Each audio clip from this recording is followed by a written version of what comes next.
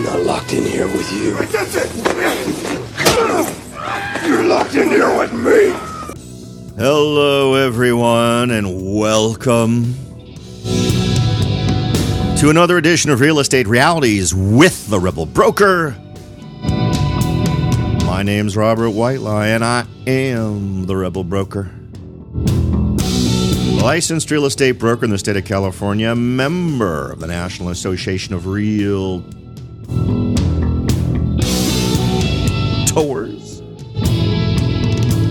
But please, don't hold that against me.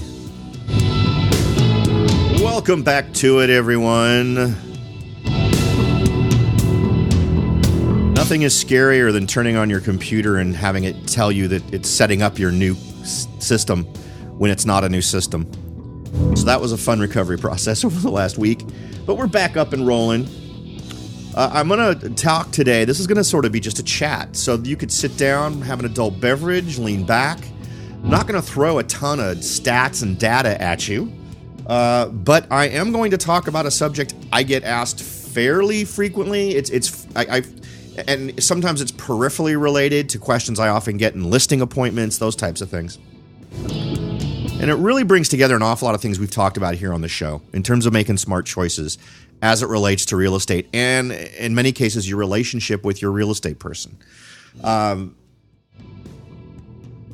It really focuses in on what part should discount brokers play in the marketplace for you. And should real estate agents be freaked out about discount brokerages? My answer to that last one is no. You should not be freaked out about discount brokerages. Discount brokerages have been around forever. Way back in the olden days, there's tons of them, right, that are floating around out there. What's interesting, though, is because of the internet, the flavor of the ones that you see now offer a starker contrast in terms of what they're providing you with in terms of services. To really answer this question, we do also kind of need to explore a couple of other things and talk in general about what's a broker, what's an agent, what commissions are and how they get divvied up, all that kind of stuff, and what you're actually paying for these things. Now, remember, what I'm talking about is how things work in California. I am a broker in the state of California. I am not licensed in any other state. I realize it works differently in other states. And even in the state of California, I'm sure there are corner cases because you can take listings under different circumstances where the commission is done differently. If it's not an exclusive listing and right to sell held by the brokerage, it could be a different kind of listing. I don't take other kinds of listings except under extremely unique circumstances. So I'm going to hit the 99.9 percentile situation that you will experience as a buyer, seller, or investor. So let's talk a little bit up front about what all that means. So in the state of California, when a home is put up on the market, buyers who are going to come with an agent to look at that home and make offers on that home do not need to worry about paying their agent. It's not 100% true. Like I said, it's only about 99% of the time. Sometimes you may end up signing a buyer-broker agreement, which is another interesting document. I think I covered that one many years ago, actually, probably, I've been doing this for 12 years now, so I know I've had done a show on it, but literally I don't even think I did it when I was on this platform. I think I did it when I was doing shows live on Blog Talk Radio. So that would be multiple years ago. But anyway, maybe we'll do it again to bring everybody up to date. But typically how it works is you simply walk in, you make your offer, and the agent who works with you as a buyer gets paid through escrow by whatever commission was taken on through the negotiation between the seller and the seller's agent. So let me explain how that works. Now, 6% is the typical number. There's nothing wrong with 6%. I've taken listings for more than 6%, depending on the house. I've taken listings for less than 6%, based on the circumstances. But you also need to understand that there's not just one person involved in that commission. So let's say you've got a home that's listed, and it's listed at 6%. Immediately divide it in half, typically. Some agents will play a funky game where they keep more of the commission than they offer to the buying agent. I've seen that happen a few times. And for those of you who do that, you're a scumbag. Welcome to the disinfecting sunlight on what you do. But in any event, typically it's split between the buyer's brokerage and the seller's brokerage, which also leads us into another interesting segue discussion we're going to have in a second about discount brokers. So immediately you can start doing the math that your selling agent's getting 3% for selling your house, and whoever brings a buyer is getting the other 3%. Kind of. Remember, the person you're dealing with here is probably an agent working under a broker. That means they don't keep 100% of that 3%. I have seen splits everywhere from the agent who works for the broker keeping 90%, which is rarer, all the way down to only keeping 50%, sometimes 40%. It depends on the agreement that agent has made with their broker. It could be any amount. And then there's other costs, right? That agent may be paying a desk fee in addition to a percentage of man, every time I say those words, I want to do a show right now about how dumb that is. But anyway, so for those of you who are agents who are paying a desk fee, find a new broker. Find a new broker. You want a broker invested in your success, and someone who gets paid a flat fee every month for you to sit at a desk is not invested in your future. Okay, sorry. Anyway, but some brokerages are great, and they provide tons of leads for their agents, etc. So that split will often be dependent on that, right? If you have a no-service brokerage that doesn't really supply any support whatsoever to their agents, they may only charge them 10%, right? Or 20% on what business gets done, right? And there are some brokerages that are based, say, in Southern California that have agents all over the state, and it's literally a virtual relationship. They never physically meet. It's simply a very cheap way for an agent to get their license working. So, and that's the other point to make.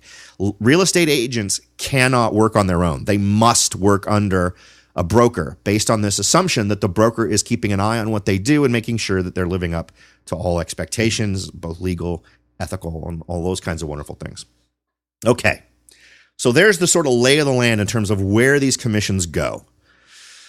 There have always been discount brokers, right? That some of them do an a la carte thing where we'll put it on the MLS, and we'll put a sign up, but we won't do anything else, and we'll only charge some amount of money for that. It could be a flat fee, it could be whatever. But in those scenarios, you as a seller needed to be keenly aware of how your property stacked up against others.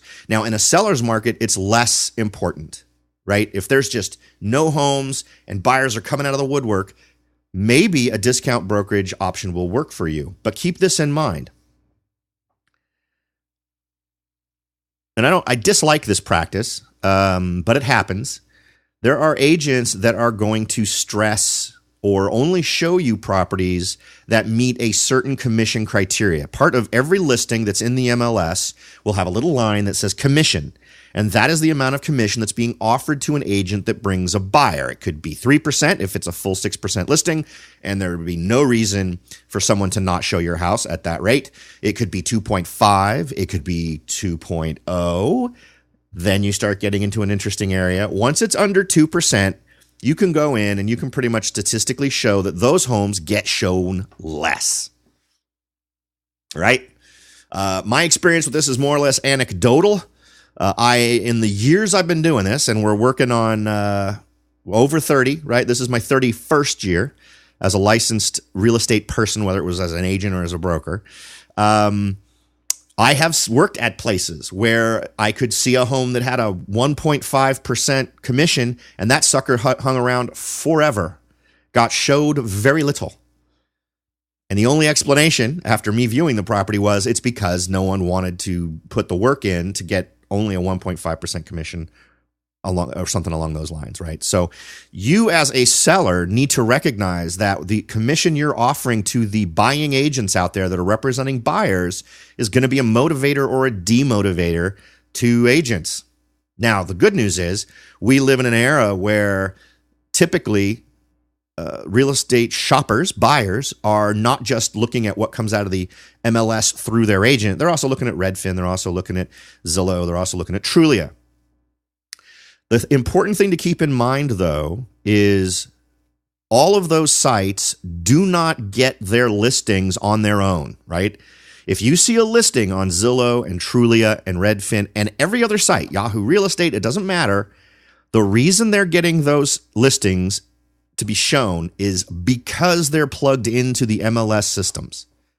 I think that's a very important point to keep in your head, because if at some point the National Association of Realtors decided that discount brokers who aren't participating in the MLS or Trulia or Zillow or any of those have become too competitive to them, they would cut off their access to the MLS. And you would suddenly see 95% of the content in those sites disappear. And people would now have to, realtors would have to manually go and enter those properties into those other sites. It's also important to note that the MLS, the realtor.com, right? The MLS system that you can go to is still the number one site for folks to find houses. So the MLS, in terms of you listing it locally, and all your local MLSs feed into realtor.com, right? So people can find houses. All right. So there's that as well. There's also being in the MLS. And to be in the MLS, you need to be a realtor. You can't just be a licensed real estate agent. There's a difference. There's state licensing, which says I am a licensed real estate agent or I'm a licensed real estate broker. Or in some states, they don't have real estate agents. They only have brokers. So if you get your license, you're licensed to either join another office or do your own thing. There may be some places where you have to be a lawyer. I don't know the nuances of every state, but I know there are some states where lawyers are involved like every time. So there's that, which is probably super annoying. But in any event, if you're not in the MLS, if you're not paying your yearly dues to the Association of Realtors, you're not getting access to the MLS, which is a huge downside for you as a seller in terms of eyeballs on your property. Eyeballs equals attention, which equals visitors, which equals offers, which equals multiple offers, which equals more money for your house, right? You want the highest number of eyeballs on your property. All right. So that's a little bit more of the stage being set. Now, the next part I think that's important is understanding that the only way that resisting the temptation of discount brokerages makes sense if you are doing your due diligence in selecting your real estate person. Now, we're gonna talk a little bit more about what is and isn't happening with discount brokers. And I'm sure there are going to be people that are going to say, you know what, I had a perfectly great experience with my discount broker. I don't suggest that isn't the case, but what I am going to suggest is that if you do your due diligence in shopping for a regular full service agent, and we've talked about this before, in my estimation, you've only got a 10 to 20% chance of finding someone like that. But if you do the legwork to make it happen, you are much more likely to do much better. You're likely to sell for more money. And my goal is always, when I list a house, to make a difference in my participation through the amount the person gets for the house, which more than compensates for the commission that's being paid. Right? That's always my goal. Whenever you go to a discount brokerage, now, and here's the thing. If you're somebody who is super comfortable with the world of real estate, if you are someone who is comfortable with all the stuff related to it, and you don't feel like you need a full service real estate agent, more power to you. If you want to go with that discount broker, feel free to do that. I don't necessarily think it's a bad thing. I honestly think that if you select an agent wisely, you're actually costing yourself more money than you're saving. But again, it's a difficult process to find a good agent. I've had this conversation with you all before. In my opinion, it's way too easy to get your real estate license. It's a lot less easy to get your broker's license. So but I've known plenty of idiot brokers as well as idiot agents. So it's no guarantee. But if you're out there really looking for folks that can do the best job for you, and ask the questions I've suggested, and just to really quickly recap what those questions are, you don't want to ask how many homes did you sell last year. You want to ask, I want to know the average price that you got for homes. If it's a seller's thing, if you're a seller looking for an agent, how frequently did you end up selling houses you listed for below list price? And then ask for data showing what the average percent above or below asking price was in the market where they sold that house. If the average person got over asking price, well, why did they get below asking price on average on the deals that they did? How fast did they sell? Did they sell in 30 days? And if in that area homes tend to sell in 20 days, why did it take them so much longer? Right? That's the two criteria that I think are at the core of you as a seller, what you need. If you're a buyer, you want to know, so in the deals you did, how the same numbers in terms of how did it stack up? What did your buyers end up buying a house for? If the average home sold for 1% over asking price and all of his buyers ended up paying 5% over asking price, you're going to want to ask why, right? Those are real world numbers, real world metrics that agents should be judged by, and nobody asks them that question. And I guarantee you will get deer in the headlight looks when you do. And the next thing that'll happen is a lot of them will just make stuff up, but you're going to want real data. And the great part is for you sellers, that data is right there in the MLS. They can pull that stuff up in a search, no sweat, no fuss, no muss, and present that for you. Okay, so anyway, that sort of a quick view of how to do a search correctly. But let's focus back on the brokerage. There are all kinds of brokerages out there, and you can decide if you want to go with one that's a la carte or whatever, where you just buy certain stuff, like you just buy access to the MLS, you just buy a sign in the yard, or whatever, right? There's various things, different levels of marketing where they'll put the home in different, either print or digital media, whatever.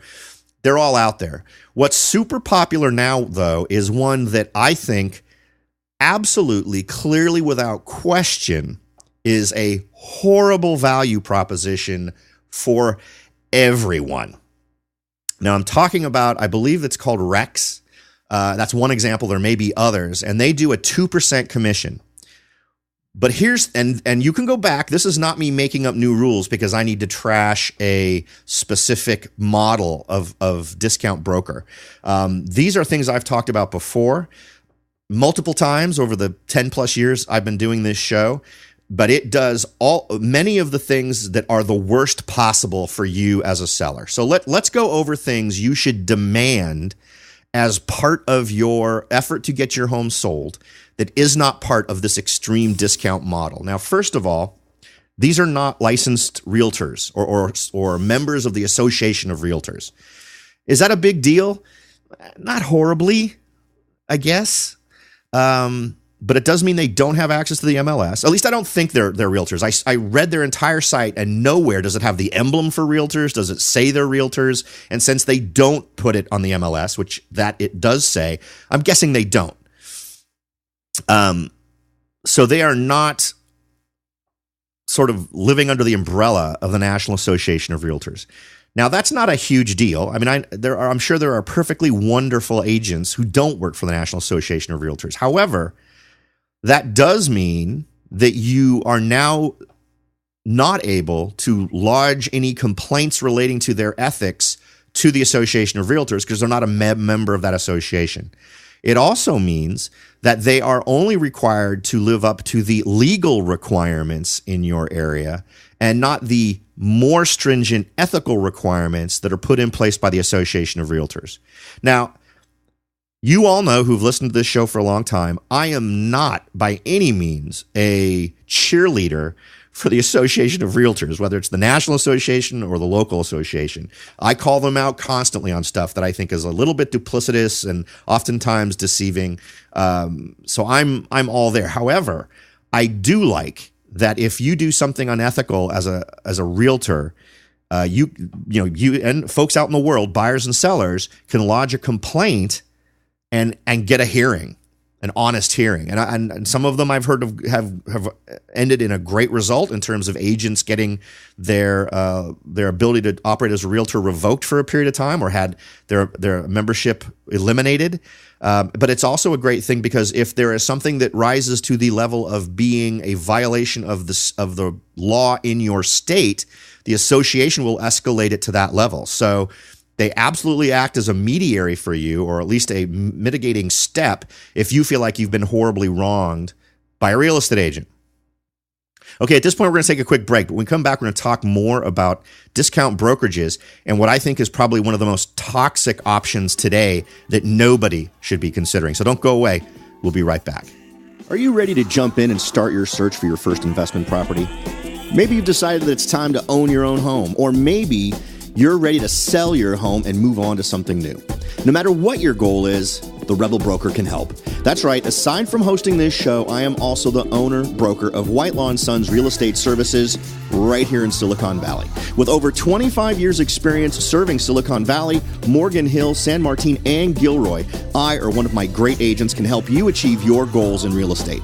So if you're ready to look into taking that next step towards achieving your real estate goals, point your browser at www.soldbyrobert.com. That's www.soldbyrobert.com and get in touch. Let me show you how I will earn your business and your respect. Again, that's www.soldbyrobert.com, or you can call me at 408-852-0525. California Bureau of Real Estate ID 00984-909. Hello, everyone, and welcome back. We're talking about discount brokerages. Again, they've existed forever. There have been a variety of flavors. But up until now, there really hasn't been one that goes to the point where I think it absolutely costs you more than it saves you in terms of using it as a service. I'm obviously a licensed real estate agent, a real estate broker. I'm a member of the Association of Realtors. We've already talked a little about that before the break.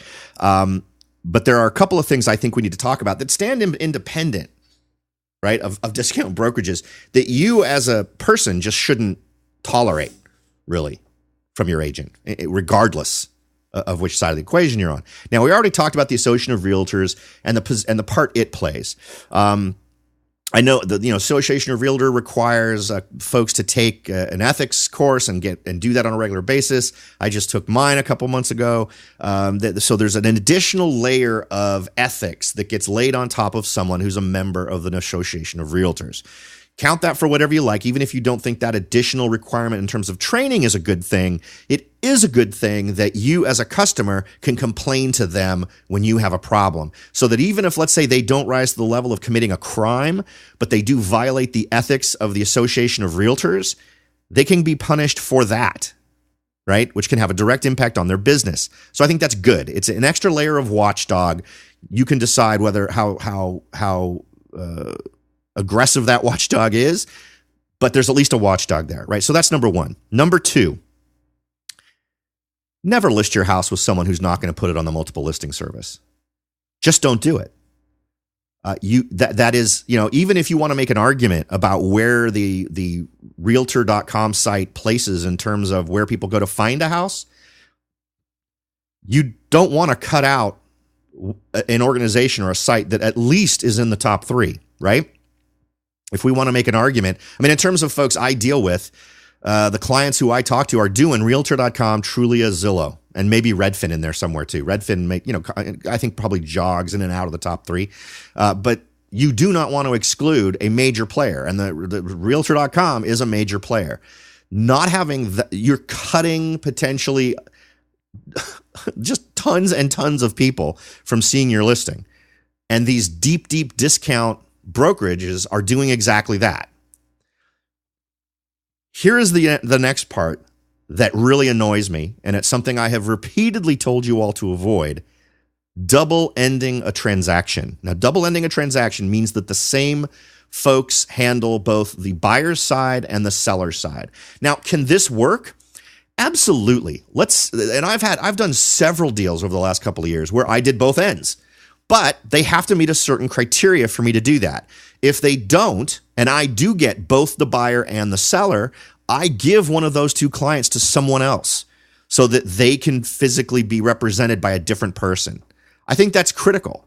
I find it to be unethical. It's legal in the state of California. It's not unethical according to the Association of Realtors, but I think it runs counter to the best interest of the clients. So I don't do it unless I'm dealing with folks who are coming to me in a situation where that whole negotiation phase has really already happened. A good example would be an amicable divorce. Believe it or not, it happens. And I had a divorced couple come to me and say, hey, listen, we've already agreed on what the reasonable price is. We really just want to make sure all the right paperwork gets done so that we're each protected. Can we please do that? And so we do. And so I represent both ends. I take a discount on what I'm doing for them, and we move through the process and we get it done. Sometimes it's a family member to family member deal, but there was one where, for whatever reason, folks had found each other and decided to do this sale and already decided on all the primary numbers. So they asked me if I could help them out, and I did. So that kind of situation makes sense. But if you're in a situation where you're actually going to do a typical purchase where there's going to be inspections, there's potentially going to be renegotiations, or you need someone who's going to be an advocate for you in terms of calling out, I strongly suggest as your agent that we do this kind of inspection that isn't necessarily done usually because I smell a rat somewhere, or this other the inspection throws off a red flag for me. You know, that's the kind of thing that you want, right? When you're dealing with a normal transaction. If you've got someone whose vested interest is in both ends, and feels weird about negotiating against the seller, they may not bring these things up to a buyer, right? So I think it's divided loyalties that are bad things for you. That is exactly what's happening here. If you get a listing with one of these deep discount agencies, they're basically making it a pocket listing. It is going to list. It is going to go on the market. It is only going to go on Trulia, Zillow, wherever else they can put it. I'm sure it'll end up on Yahoo. I'm sure it'll go to possibly to Redfin, wherever it goes. They'll manually enter it into all the various sites they can, but not into the MLS, which is what would put it on Realtor.com. And a huge level of marketing gets cut off immediately. Frankly, I don't think I'd have a huge problem with that if they charged less than what they charge. And also, here's the other end of the equation. This is not going to be a full service experience. This is going to be a checkbox experience. This is going to simply be, we did this inspection. You get to review it and read it. There's not going to be creative input. There's not going to be someone who's an expert in your local area who knows the ins and outs. Like, let's say you come to Morgan Hill, right? And I happen to know that there are certain areas you want to avoid if you have a problem with smells. We have a thing called the mushroom cloud. And at this time of year, it does not stink. You roll up into June and that stuff stinks. It is mushroom fertilizer that smells like the worst kind of fertilizer you've ever smelled, mixed with fish heads. Okay? I know the local area, and I can steer you away from getting that shocker 3 to 4 months after you move into your bright, shiny new house with that horrible stink in your house all the time, right? And that's just one example of others, right? Tons and tons of things that someone who knows about in the local marketplace. Or because I'm looking at all the houses that come on the market, I understand the general trend. I understand that prices are moving this direction. I'm anticipating an already changing market, and that's really happening here in some areas of Morgan Hill, where I know that I should be able to go in there and aggressively bid lower than asking price. Well, this guy on the other end of the internet isn't going to know that at this discount brokerage for a couple of reasons. One, they don't have the time. The only way these organizations make up for this deep discount is volume. So now you're a widget. You're no longer that agent you're not that client that I'm dedicating a certain amount of hours to per week, or showing you homes and pointing out things that I think should be a concern or things you should note as a really good feature or any of those kinds of things. None of that stuff is happening, right? And when you start to think about all the things you're going to not get, that 2% sounds like an overcharge. To be frank. So it's always important to keep an eye on that stuff. I am not a fan of pocket listings, and there's tons of them going around. Now, the other problem, and as I mentioned, you're not going to get that personalized attention. So imagine an experience you had, because I know this is super common. If you've bought a house and you bought it from an agent, or you listed with an agent who sold you on their team, right? More often than not, when I talk to people who've worked with an agent in the past who have a team, I'm doing air quotes. I'm doing air quotes, and it's a voice only thing. Why am I doing that? Anyway, whenever I talk to those folks, I love chatting casually about the experience, because it always ends up nobody knows what the hell's going on, right? The agent doesn't know because he has segmented his work among members of his team. So rarely are you getting the attention of the person you hired on the things you hired them to do. And frequently you will call and want to know what the hell's going on with X, Y, or Z, and discover that the person you're talking to only knows about Y, and you'll need to talk to this person for X and this person for Z. And that can generate a lot of runaround. When you have more moving parts in any operation, that introduces higher points of failure or points of potential miscommunication, and that is a common thing. It happens all the time. I see it the most with agents who have a team, and I'm always a little suspicious of teams. What teams usually means is the agent has done their thing to market to you, and once they've done the marketing thing and they've hooked you as a seller, and that's typically what these guys are trying to focus on. And to be honest, that's a reasonable market to focus on. The rest of the whole process isn't even part of their thing, right? They'll delegate everything to everybody on the team, and then they go off, and their job is to find another listing. So anyway, sorry, tangent, shiny thing. I apologize. I started chasing it. Now, having said that, and I believe the points to be valid. And again, it in order for you to really understand the scope of this, you need to understand how important it is for you to pick the right agent in the first place. Because the sad news is that there are a lot of agents who are out there doing their thing, claiming to be full service agents, who aren't doing much more than what these guys are doing, that are doing it for less. Now, what am I talking about? I'm talking about agents that say, and they do it proudly. This isn't even a secret they like to keep. They'll advertise it. When they talk about being a top 1% agent, this is normally what they're talking about. I love agents. I had an agent who wanted to get interviewed on the show about stuff. And I think we had a guy, actually, that he talked about his real estate past. And his proud stat was that he closed 300 escrows a year. Well, I'm sorry. You're not giving the level of service you should be if that's how many escrows you're closing in a year. You're not. How could you? I had one guy who claimed to close over 365. So, in other words, if they worked every single day of the year, they were giving less than a day to every single closed escrow. Doesn't feel like high service. Doesn't feel like good service. Doesn't feel like the best interests of the clients you're representing, right?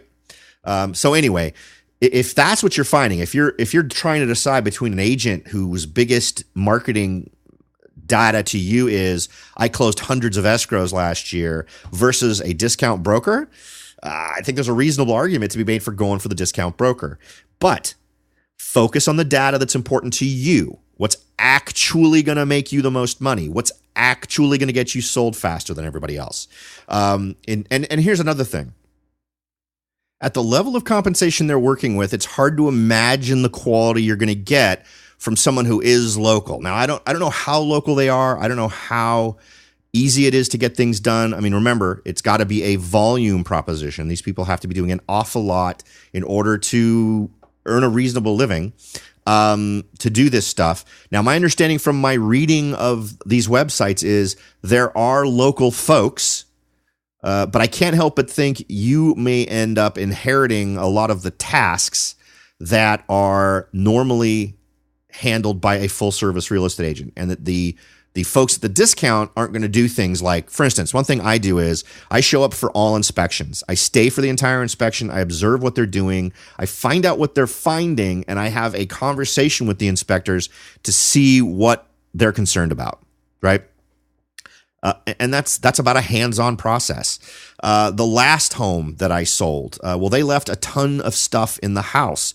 So I coordinated with folks to get rid of the stuff. I took care of all of those things. That's what full service means. So if you need someone who's going to fill in the gaps when you can't, like if you're doing a state-to-state move and you need somebody who's going to be there to take care of other things just peripherally associated with that sale, your local agent's going to do better. Your local specifically, and I'm willing to bet that a lot of these folks who work for these super discount brokerages are not hyper local. They're not like the guy from Morgan Hill. They're going to be the Santa Clara County guy who goes all over the freaking place to deal with these things. So, does this stuff worry me? For those of you who are agents, I know I have a good chunk of folks out there that are agents. Boy, when agents talk to me about this stuff, they are freaked. So don't freak. If you're an agent who's offering great service and getting great numbers, and start tracking your numbers the way I suggested at the beginning of this show. And if you want to dazzle somebody in a listing agreement, you show them the last couple of homes you sold and show, hey, you know what? The average home sold for 1% over asking price. I got my folks 6%. The average home sells in 45 days in my area. My people have been getting sold in 30. Right? And I don't usually do it that way, right? Because it's not fair to take. I usually will in the, and you do this already, right? In my listing appointment, I show them for homes comparable to yours, they typically sell in this number of days. For homes comparable to yours, they typically sell for this amount of money. So we pick that number of days and we pick that, at price that we're going to use, and I commit to those things. And if I don't deliver, I'm penalized by not reaching those goals. But in addition, those are the numbers you should use to track, right? Because now you've got data that's specific to that home, and that should be unique data for each transaction you do, and then use that data to calculate your overall performance in terms of percentage above and below. Once you get into percentages, then you're in a better place, right? Because the house you sell this month might be in a market where homes sell in 30 days, and the one you sell in 2 months from that might be a market where things are selling in 60 days, right? So you normalize it by doing percentages. Does that make sense? Did I just confuse the hell out of everybody? Anyway, those are the numbers to focus on. And if you walk into a listing appointment and you, as a person who provides service to your customers, focuses on that kind of service, you're going to rock it. You're going to rock it for a couple of reasons. One, you're going to say things they have not heard from any other agent. And B, you're going to, and if you're not doing better than the average, right? If the average home sells in that market sold for 30 days, and once everything is said and done, you did it in 40. Wow, that's not great, right? Still be honest. And if you have an explanation for why that happened, maybe the market was making its super pivot like right at that moment. It could happen. So anyway, I would say track those numbers. Be that awesome agent. All right. So I think we covered it. Discount brokerages will always be among us. Some will represent better things than others. I think this model, I don't want to just gang up on one provider because there's tons of them out there. But it's as some core things to think about. If you're trying to get a home sold and you're cutting off realtor.com from showing your house, that is bad. If you are letting a brokerage take a listing on your house as a pocket listing, that is a bad thing for you. If you're taking a listing and allowing an agent to double end it, that is a bad thing. In fact, if I was to create a list of the worst things, that would be it. It checks every box of the worst things that you could agree to in a relationship with a brokerage, right? They would, and the title of that list would be Ways to Screw You Out of Tons of Money. So there you go. All right. So that is about it for today, folks. I don't know what time you're listening to this. This is posting later on a Friday than I normally like to do it. However, and I realize I should have mentioned this last time we talked, but there is a meetup set up for me with folks tomorrow right here in Morgan Hill. So if you're going to be around, go to meetup.com and find me. I believe I'm there under Rebel Broker, but we're going to have a quick quick. Probably it's starting at 11 o'clock local time at a local Starbucks. And we're just going to hang out and talk about real estate and chat about markets and see what we think. The group is not a huge one. It's only, I think, about 20 people right now. This is the first meeting for the meetup. My guess is only going to be a couple of people there. But if you're a listener and you're local, feel free to come join us. You find it on Meetup. Join the group, say you're coming, and we'll see you. If you miss it, no problem. I'm planning from here on out to give everyone here on the show an update when a meetup is scheduled to happen. My one concern in my head is that at some point we'll get like so many people that show up that we can't do it at a Starbucks, which would be really unfortunate. But anyway. All right, folks. As always, thanks for listening. I truly appreciate you listening to what I have to say about these subjects. The goal is always to leave more knowledge on the table than time you've invested. Hope we've achieved that today. Thanks for listening. I'll talk to y'all next time.